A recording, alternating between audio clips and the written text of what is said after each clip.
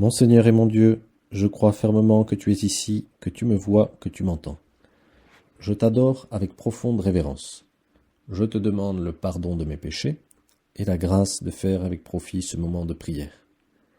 Ma Mère Immaculée, Saint Joseph, mon Père et Seigneur, mon ange gardien, intercédez pour moi.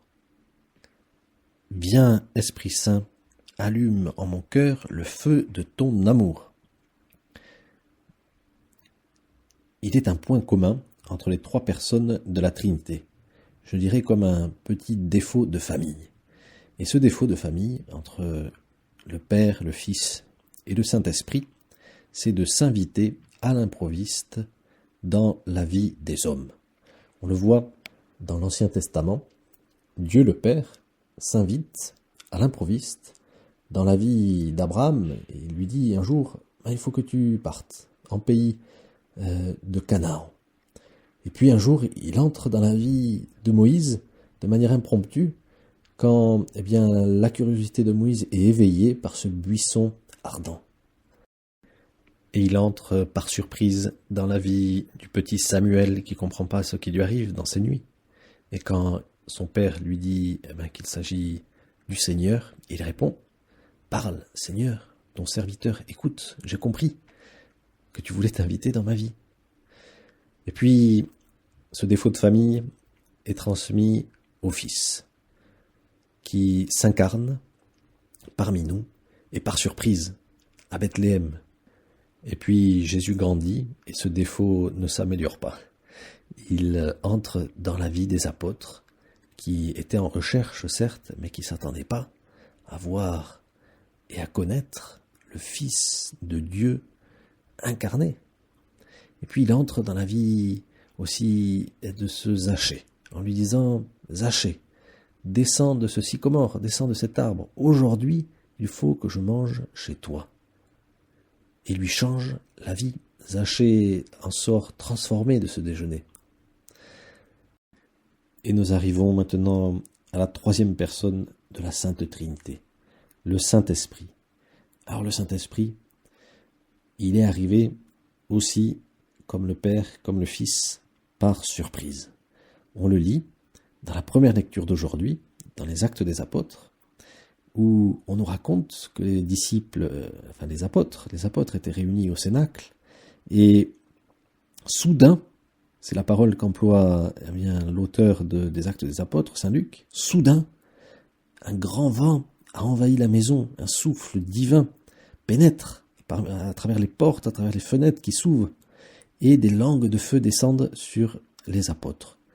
Cette effusion du Saint-Esprit est soudaine, par surprise, comme l'incarnation de Jésus, comme les interventions de Dieu dans l'histoire, comme les révélations du Père à tous les prophètes. Jésus avait bien promis la venue du Saint-Esprit, et les apôtres, sans le savoir, l'attendaient, mais ils ont été quand même surpris par cette invitation, par cet invité qui s'est pointé sans prévenir dans leur vie. Et comme la venue de Jésus dans leur vie, le Saint-Esprit a transformé leur cœur. Comme ce déjeuner que Jésus a pris chez Zachée et chez Saint Matthieu, il y a un avant et un après l'invitation du Saint-Esprit dans la vie des apôtres.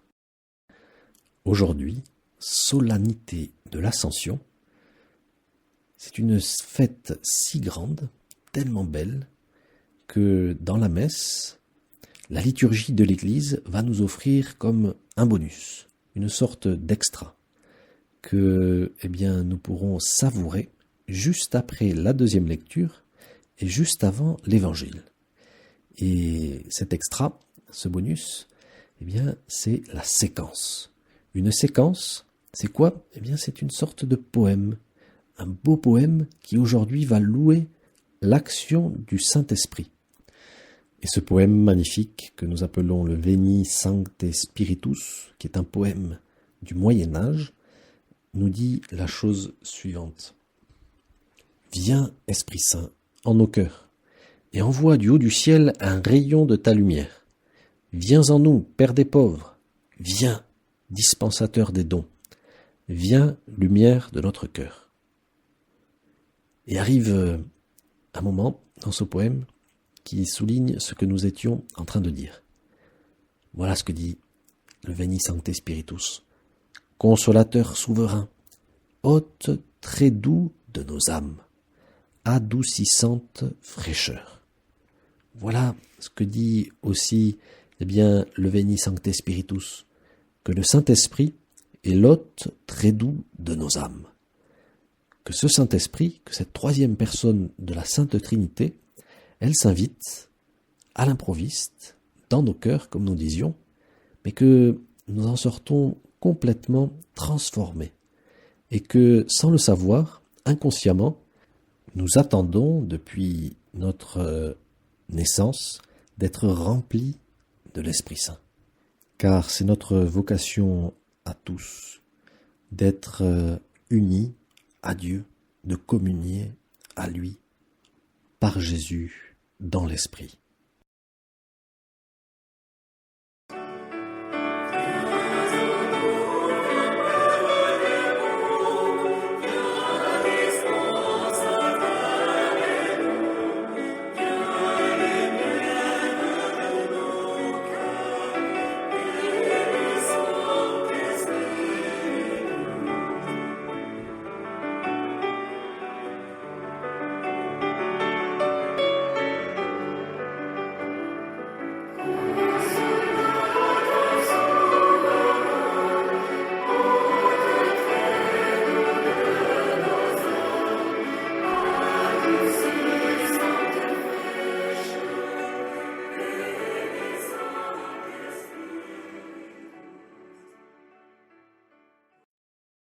Saint-Esprit, toi, la troisième personne de la Trinité, tu es l'hôte très doux de mon âme. Et je te dis aujourd'hui, en ce jour de Pentecôte, viens.